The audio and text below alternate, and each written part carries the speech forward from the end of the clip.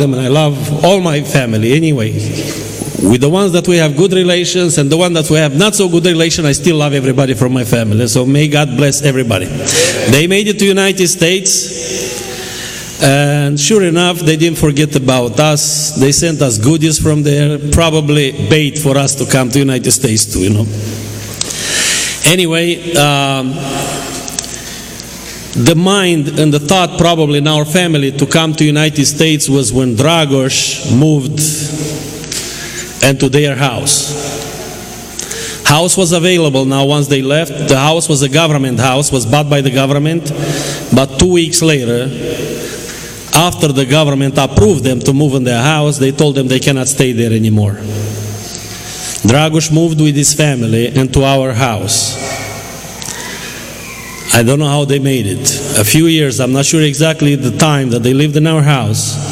Imagine a family with probably 4 or 5 children at the time, living in one room for 4 or 5 years. I'm not sure exactly, I might be mistaken. 5 years? A room probably as big as this square right here. That's where your kitchen is, that's where your living room is, and that's where your bed is. Everything under the same room, because the government at one time and point, said come on in, and 2 weeks later said get out. Now you might think, why didn't they just rent a house? Well, it's not exactly United States where you have house after house available or apartment after apartment available where you can rent it. So the mind of going to United States all of a sudden awakened in their mind. My father, I'm not going to tell their story. I just know that that's where the seed of coming to United States started in our family. After Jacob and Esther made it to United States. Their story is a whole different story. So I'm going to move on with my story basically. I'm not going to tell their story. I'll let them speak for themselves. When I turned 16 years old is the year basically when I crossed the border. After a long fight, my parents tried to get visa to come to United States. It wasn't given to them. So was Dragos, fighting for a long time. The mind came that we need to cross the border. So the talk started in our family how to do it. Joseph, which is my brother, my oldest brother, he worked as a bus driver. And some of these people that you heard that were working in Moldova Noua, Oravița, was transported by him from Moldova to Oravița, Moldova Noua, and back to our part of the country. So he knew the area. 2 of my brothers that are closer in age with me, they started to work over there, Dino and Ștefan. And the month of April 1987, we heard the news that Dino crossed the border, crossed the Danube River. For weeks we had no idea what happened because we didn't have any news from him. Now I was very excited when I heard that my brother, that's only 2 years older than me, had the guts to actually jump in the river and cross it. And I need to do this also. I'm only 16 years old. I can't wait to be 18, and I'm going to do it too. After a few weeks, we received a letter from Dino. And it was not very excited letter. The friend that he crossed the border with, he crossed the Danube River. They fought all night through a storm trying to cross the river. It was cold, they were wet, it was the month of April, foggy, the whole night fighting to cross the river, and they couldn't do it. By morning, a commercial ship hit them, overturned the air tube. Dino probably grabbed it and got back on it. That guy never came back from under the water. So the letter that we received from Dino said that my friend died in the river. I got scared to death when I heard that news. I was like, there is no way. There is no way that I'm actually going to try this. It's too dangerous. A few months later, we hear another news, probably only 2 months later, that my brother Steve actually crossed the border and he made it. He did it by himself. So a little bit of excitement started to come back into my life. I was like, that's it. I think it can be done. I mean, Dino made it like through the ear of a needle. He actually was fished out of the river. He was unconscious when some fishermen from Yugoslavia actually found him because he was unconscious from hypothermia. They took him to a hospital, and when he woke up, actually, he had no idea where he was at. He didn't know if he's in Romania, if he's in Yugoslavia. He had no idea until they started to ask him questions, just like the brother said, America, yes, America, that's where I want to go. Me and my sister Lydia, we are the only ones left at home at this time from the family. Everybody was either married or has left the country. So me and her, we start talking about, I think we should try this ourselves. I was only 16 at the time. And it was like, well, how are we going to do it? Well, we're going to do it just like the others did it, through the river. And it's like, in order for us to do it, you need to come with me to the river every day, and I need to teach you how to swim, you know. And I tried that for a few days. Nothing came out of it, you know. She kept sinking to the bottom, and I was like, man, I was like, there is no way that we can train in such a short period of time where me and you can swim across the river, you know.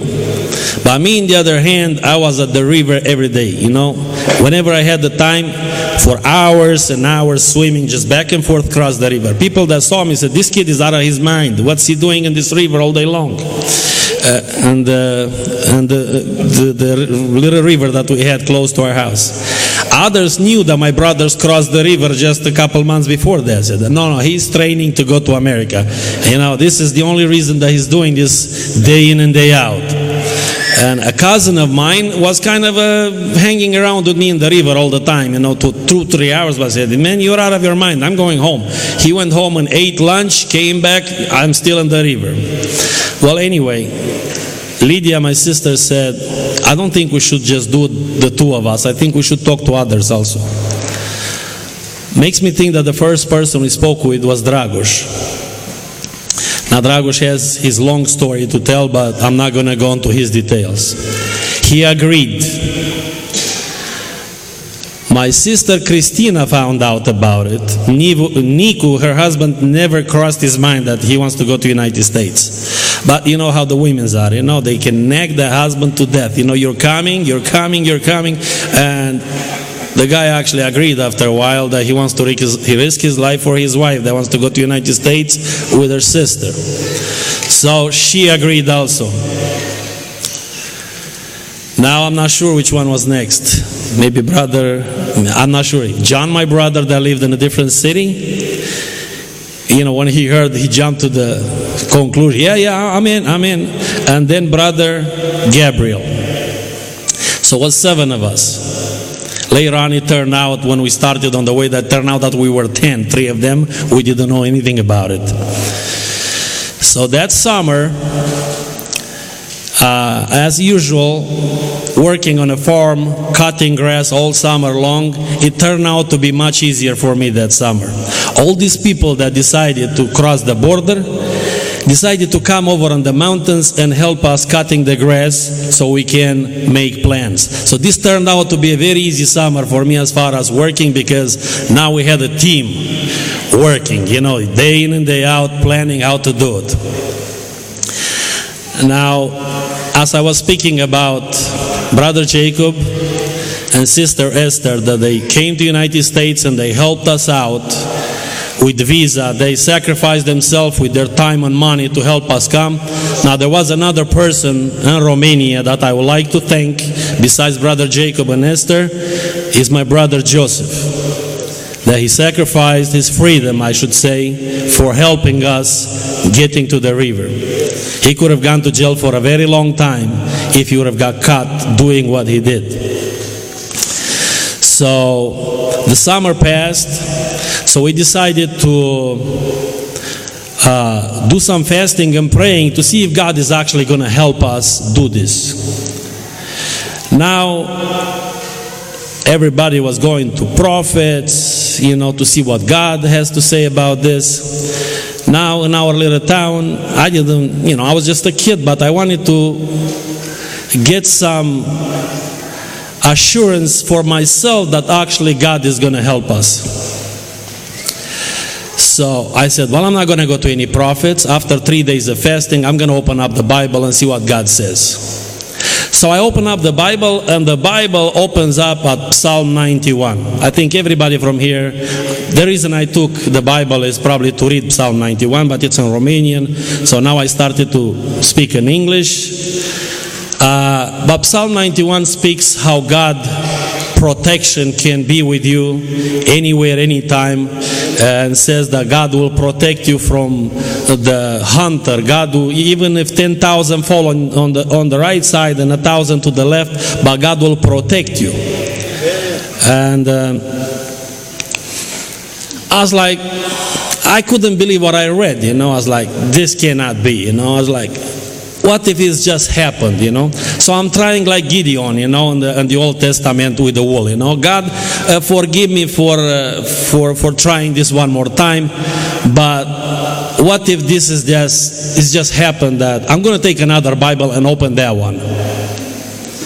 So I took another Bible, opened the other Bible, and opens up in the same spot. So I was like, man, this is not a coincidence. I mean, it cannot be. This is God's hand into this, Now, another few days passed, and I told my sister Lydia, like, do you know where the Bible opened twice? 2 different Bibles in the same spot. And I said, but I'm not going to give up. I'm going to open the Bible one more time to see if actually really God is going to be with us. So I opened up the Bible the 3rd time, and it opens up in a different spot this time. But I would like to read it to you, probably in Romanian. I'm going to get my glasses because...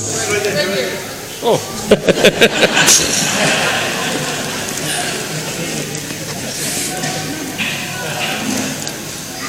I'm glad they were not on my nose,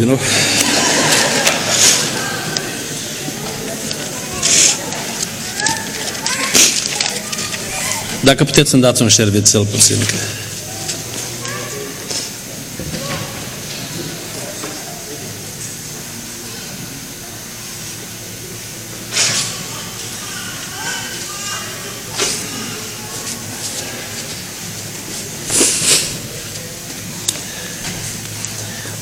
So I'm opening the Bible for the 3rd time this time. Whoever can translate to the other people, it's about David and the Old Testament. And the book of Samuel, chapter 27, I'm going to read where it opened at that time. David și-a zis în sine, voi peri într-o zi ucis de mâna lui Saul.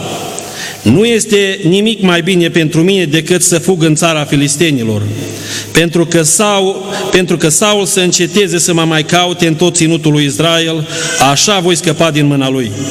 Și David s-a sculat, el și cei 600 de oameni care erau împreună cu el, și au trecut la Achiș, fiul lui Moac, împăratul Gatului. David și oamenii lui au rămas în Gat la Achiș, își aveau fiecare familia lui și David își avea cele 2 neveste, Ahinoam din Izrael și Abigail din Carmel, nevasta lui Nabal. Saul, când a aflat că David fugise la Gat, a încetat să-l mai caute.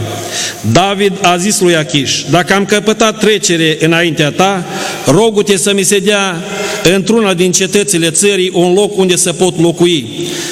Căci pentru ce să locuiască robul tău cu tine în cetatea împărătească?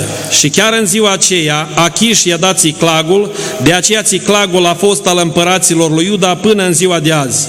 Timpul cât a locuit David în țara filistenilor a fost de 1 an și 4 luni. Când am deschis Biblia în locul acesta, English? Okay.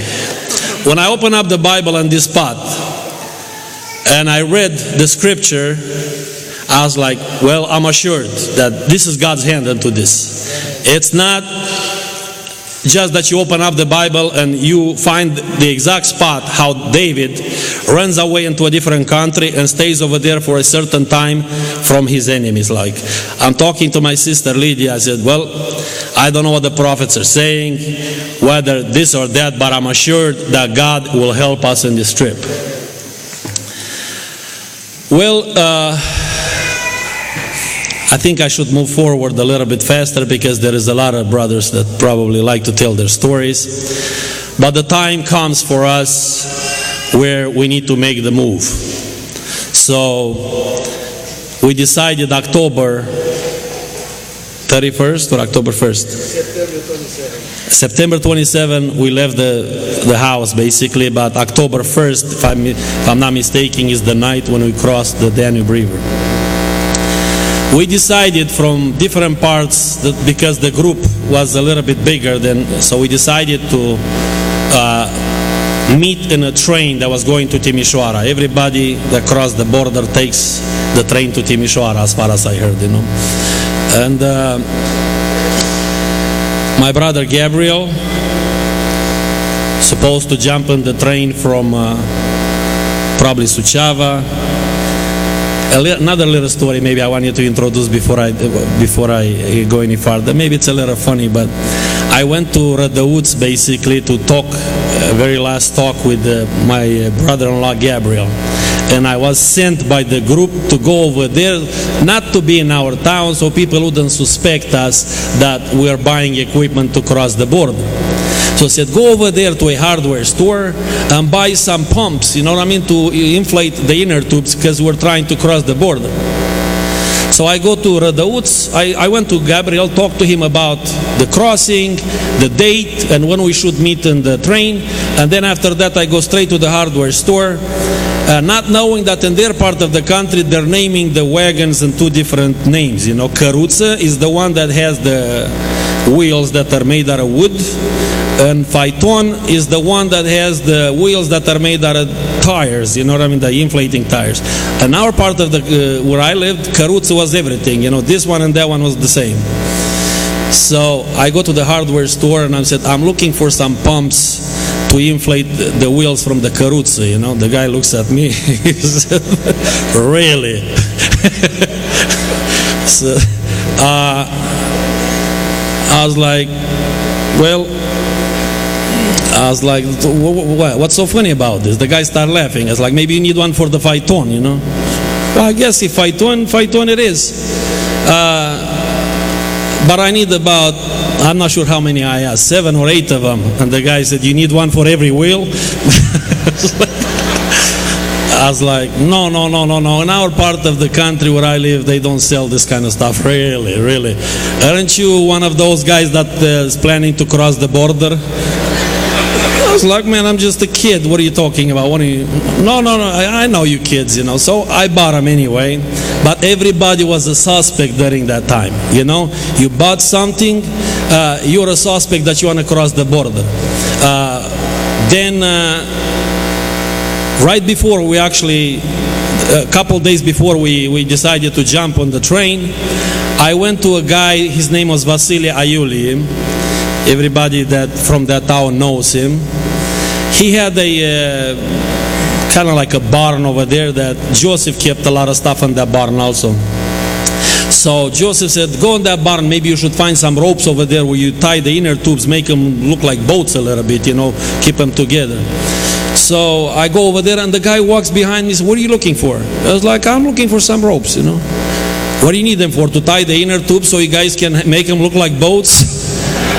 I was like, what? Is everybody a prophet now? You know, it's like everybody knows what we're trying to do. So it is kind of we were a suspect wherever we went. Now on the day when we were trying to leave the house, we got dressed, we got our, luggage with us, but our neighbor, he was just washing clothes outside and she just wouldn't go inside the house. And we didn't want to meet her because we didn't want to tell her where we're going.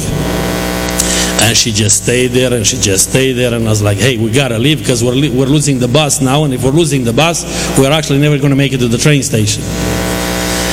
And as we walked out of the house, she was still there. And she looked at us and she's like, so this is it, huh? You guys are leaving. I mean, you didn't know what to tell those people. You know, it's like everybody expected us that since my brothers left already, now every move we made, people thought, that's it, these people are leaving. Okay, so we made it to the town of Broșteni, where my sister Cristina and her husband waited for us. I asked Dragoș last night if he remembers how, because he lived in that town too, but I don't remember him living in the same time with us. Maybe he was in a different part of the country, jumped in a train at a different station. So as we got to the bus station, we were supposed to go to Vatra Dornei, and in Vatra Dornei we were supposed to catch the train to Timișoara. As we got to the bus station, the bus closed the doors right into our nose. There was no more room into the bus, and we lost the bus. Now we started to worry that how, we'll never meet with the other guys, we're going to have problems. So now a semi-truck comes and a big 18-wheeler, and we are like, stop. He stops. So what do you guys want? We want to go to Vatra Dornei. I can only take 2 of you guys, because there is no room on this truck for more people. No, all of us. We give you, doesn't matter how much money you want, we'll give it all, just take us. And the guy's like, are you guys out of your mind? You guys can catch another. No, we need to get to Vatra Dornei. So I remember my sister, she had a business in Romania making clothes. She had pretty good money making. She took a few $100 and gave it to the guy, The guy was kind of like, all right, if you guys want it, 2 of you jump in the back, So we jumped in the wagon in the back on top of some pallets. I still remember to these days he was carrying butter and margarine. And he said, well, if I knock on the door, you guys hide between these pallets, that means the police is looking for you. But, we were not exactly at the border, but it was illegal to carry people in the back. In the way to Vatra Dornei, again the guy said, why are you guys paying so much for a trip to Vatra Dornei? Are you guys trying to catch the Timișoara train? Yes. And we met in the train with the rest of the group. And to our surprise, there was more in the group than we actually knew. It was Brother Titel actually in the train, and another family from Suceava. I forgot their names. Lazar and Mariana, I believe, yeah. Lazar and Mariana. We didn't know them. They were friends of my brother John. So we were kind of worried, that, well, do these people know what we're doing? Well, okay. We agreed that we're all in the same group now. We also talked to my brother Joseph to wait for us in the city of Reșița with the bus over there, and he would be the one transporting us from there to the Danube River. Like you guys heard the Brother Giliuc, when you get to Timișoara, people are watching to see where you're coming from. Look your faces, Moldoveni came over here to cross the border. So we are kind of like trying to run from one train to another before they have a chance basically start questioning us. So we picked up, I'm not sure what happened in that train station. I don't have any more details, whether they asked us or not. I know we jumped in another train to Reșița, and on that train they were asking for identifications. I acted like I was sleeping. The guy kind of passed me. He didn't really care much about it. But when we made it to Reșița, we had agreed, I guess, where to jump on the bus. So Joseph was waiting for us somewhere in a park, I guess. I don't remember all the details, but I know that we jumped in the bus and he took off. After about a certain amount of kilometers, I don't know, he stopped and he said, all of you guys go in the trunk now, where the luggage is. Because he had to cross over some, inspection checkpoints. I think it was 2 or 3 checkpoints that he had to pass. 2?